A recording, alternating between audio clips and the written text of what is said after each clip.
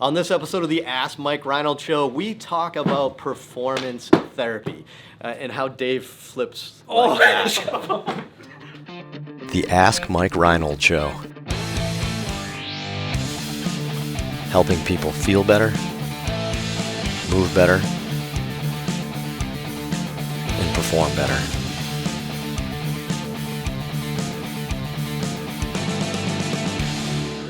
Welcome back, everybody, to the Ask Mike Reinold Show. We're up at Champion PT and Performance up in Boston, Massachusetts. Mike Scaduto, Dan Pope, Dave Tilley, Lenny Macrina, answering all your PT, sports performance, sports medicine, athletic training, fitness, business, and gymnastics questions. Anything you guys want. Okay. Keep them coming. We were just saying last episode, we've had so many good questions lately, so keep them coming. The questions have been amazing. So head to MikeReinold.com and click on that podcast link, and you'll see the form to fill it out to ask us some questions. It'd be awesome. So two amazing students, although this is one of those episodes where we just got one big question, so we're only going to hear from one. But Jan Conklin from New York Medical College, is that it? It seems like it's missing a word. New York Medical College. University of College. Yeah, so New York Medical College. New York. Jan is here. We don't have a nickname yet, but It's been a great week, though. She's really stepped up. What a week since the last episode, which was 30 seconds ago. So, but yeah, she's doing an amazing job. And then K-Mac. Everybody knows K-Mac by now, right? Hopefully. Yeah, baby, that's what I'm talking. K-Mac from. Let me see if I can get this one right. From. Not Fitchburg. Franklin Pierce University in Southern Fitchburg University from the one in Phoenix, Arizona. Jan, take it away. What do we got? Mark from Michigan and Maddie from Tennessee. Is physical therapy a good option for athletes who are looking to be proactive about protecting injuries throughout their sports career? Do daily aches and pains make the cut for this type of rehabilitation? That's kind of a good two-part question, which is kind of like, and it was interesting. We almost had the same exact question in the last 2 weeks or so, 10 days, from two people. You actually both said aches and pains. So either someone's submitting this with like a pseudonym. Is that the word? Mark and Maddie. Yeah, Mark and Maddie. Is that a Disney show? I don't think so. What's there's something with That's Maddie. So Raven. I don't know. That is. I'm still a big Bizarre-Vark fan. Although for any Bizarre-Vark viewers, the latest season's been really Legend bad. of the Hidden Temple was It's not the same without Dirk. What's Bentley? his name? Who's the guy? No idea. Who's that big Instagram? I'm far guy? outside my expertise. I'm a big Bizarre-Vark on Disney fan. But anyway, so really good question. So is there a role for physical therapy for an athlete throughout the year? Read it again for me, Jen, because it was a good question. Sure. Is physical therapy a good option for athletes who are looking to be proactive about protecting injuries throughout their sports career? Awesome. All right. So that's a big component of what we do here in Champion. I would say, I don't know about you guys. Maybe we're all like 30. I was gonna say we're all slightly different. I think most of my guys, you would say, are healthy. Most of my people are healthy. They're not, necessarily like rehabbing from a major injury or a surgery, right? So, it all depends. So, I don't know, who wants to start this one? I mean, do you think physical therapy is something that athletes should do to maintain or throughout their season? What do you think?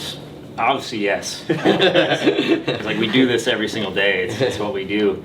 One of the things I will say is that at Champion, we're in a really unique position because we're out of network.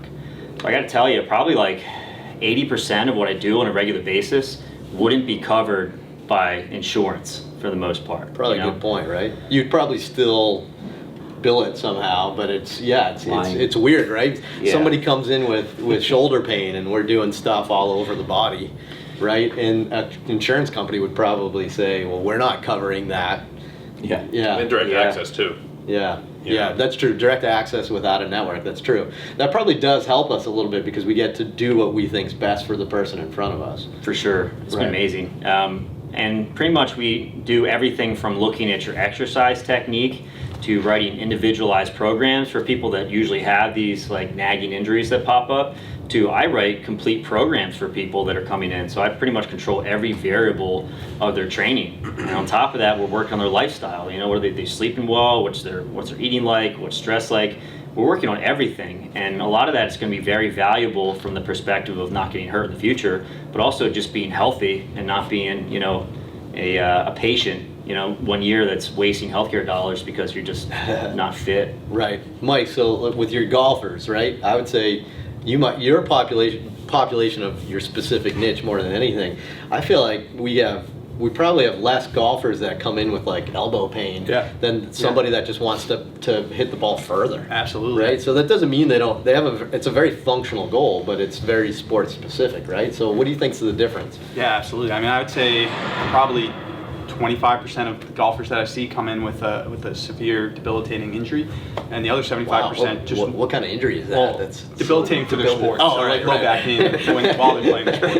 Not Dang, really? debilitating. I haven't seen any of these people. Crash the golf cart Right. on the course. Well, that's good. Debilitating for them to play golf, right? Yeah. So what are the other 75%? The other 75% just want to play golf better. So they want to get better at their sport. And so we look at things that we can work on to optimize their golf game. So maybe that's, maybe they're lacking club head speed as they get older. So we want to look at mobility, like, range of motion, power, strength, all those things, and we want to optimize that and make it better. It's not necessarily that we're treating a specific injury, but we're looking at the whole body and trying to get them better at their sport. And I think physical therapists have a unique role in that because we understand, how joints move well and what muscles need to be strong to perform your sport. So I think we have a very unique opportunity to impact these people, maybe more so than other fields. If you look at the evolution of even our fields of sports performance, I remember when we got started in baseball, it was still kind of like 50-50 if you should work out, right? Like strength train, right? And there were some of the old timers, the veterans would be like, no, you get too big, get too tight. And there was like 50-50 of people that even strength train.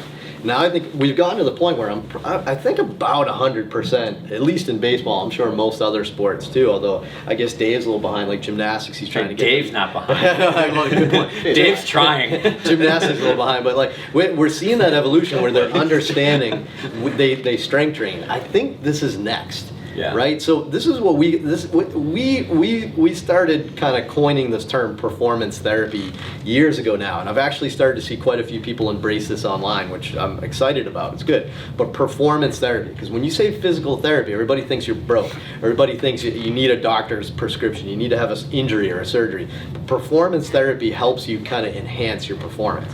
And if you look at the spectrum, right, it's restore, optimize, enhance, and then maintain. And I did that backwards for the camera, right? Because I did it for me, right? So let me do that again. Restore. This is awkward. Enhance.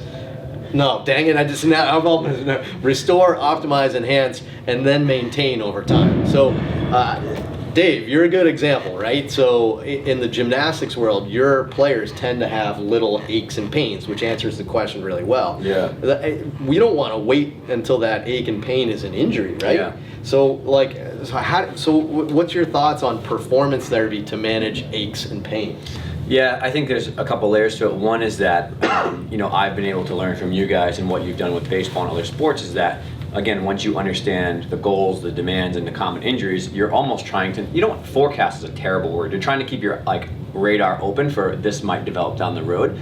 If you need to do extreme, back bending ranges of motion, but maybe you train so much that you get stiff in your shoulders a little bit over the course of a preseason, well, that might be a warning sign that in season you're going to put more load on your back and develop maybe a facet issue or something like that. So it's like I'm thinking about those things, and you and I just had a really good discussion recently about how our thought process changes preseason, in season, out of season, championship, whatever. And I'm always thinking about that inside of our treatment session when I talk with people. And the layer two to that is that I have found that my role, especially in gymnastics, has grown. Even treating the people here, I'm no longer just doing my skills as a clinician. I'm not just doing cupping or whatever it is or doing manual strength. I'm more of a consultant now than anything else. I think half the time that I'm working with people, I'm asking them questions about how's this going in training? Is this too much, too little? How are you guys ramping up? When's your first meet? And I think that a lot of the sport coaches are enjoying that now I'm communicating with the athlete, with the parent, and I'm relaying back to them what I'm seeing, and we're communicating back and forth. So I think that especially as you look at some of the research evolving on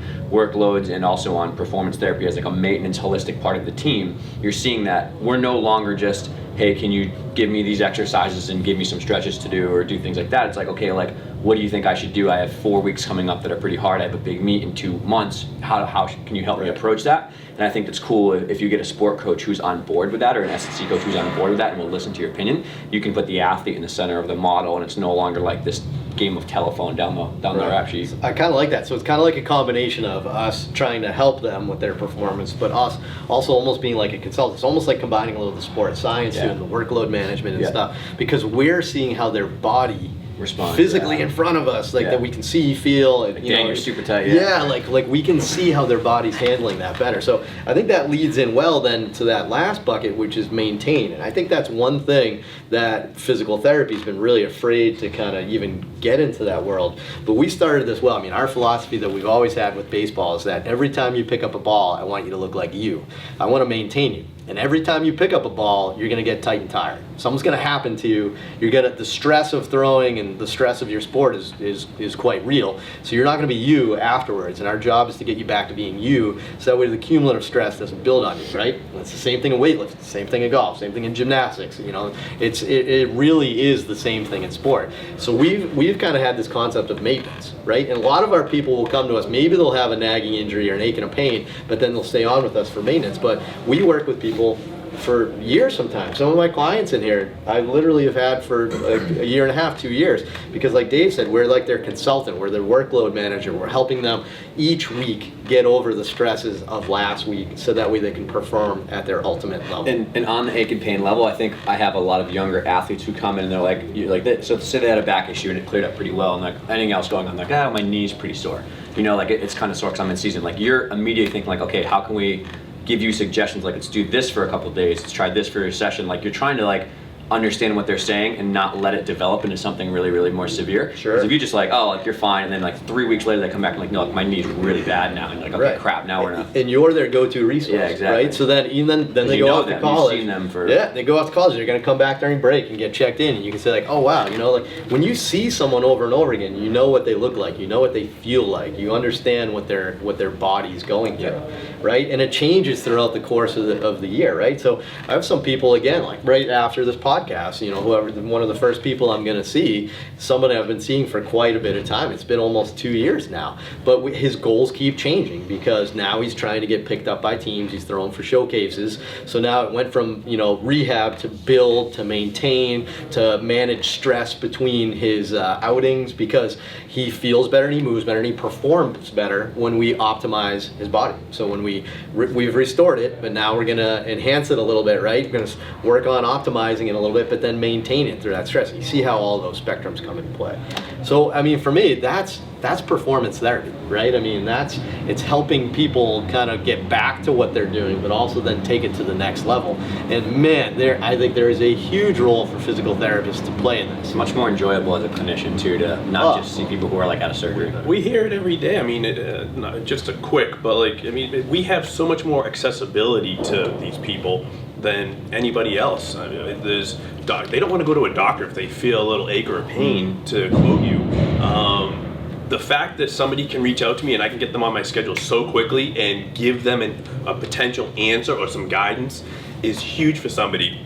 And if you can win them over, that's a client for life. Whether or not they're in high school, college, they're training after college, that's somebody that's going to rely on you and your expertise. I think it's a huge component of what we're missing as a profession, and it's a huge component to grow the profession down the road if we would just accept the fact that people want this. Yeah. Right. It's not that we want to give it to people, we do obviously. People want this, but we're not willing to give it because we're so stuck in this. We have to have a referral and a pain and a diagnosis, and it's huge for us, trust me. Hashtag triggered.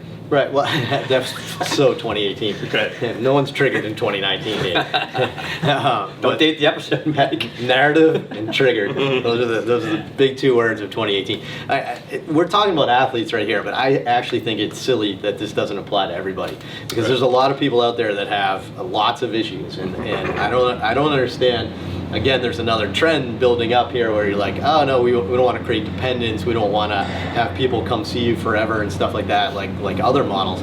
I don't know how I feel about that. See my doctor pretty regularly. I mean, I know, you know, I have relatives that go see the chiropractor every Saturday. I know people that get a massage once a month. You know what I mean? Like, I don't understand why like trying to take care of your body and staying on top of it would be a bad thing. right? Now, of course, if you're giving the wrong narrative and trying to trigger people's emotions in a nocivic way, Dude, that I all need that just- little emoji with the brain exploding. all in one sentence. If you're doing that, that's really bad. But I think most people aren't doing that. It's all and, contextual. and I think that when you treat from that perspective and that we're trying to maintain people, I think a lot of people are going to love it.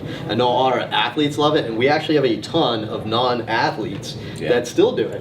General fitness. They're right. We have ton of people that just want to feel better and work out better and live their lives better. their kids up. Right. So it's different. And if we can help them with that, fantastic. So awesome. Great question. 2 questions from 2 people from Liv and that's what it is. Liv and Maddie. Liz and Maddie. There It's a it Disney is. show. I don't know which one. Liv But and anyway, Bizarre Park. Check it out. Except for season 3.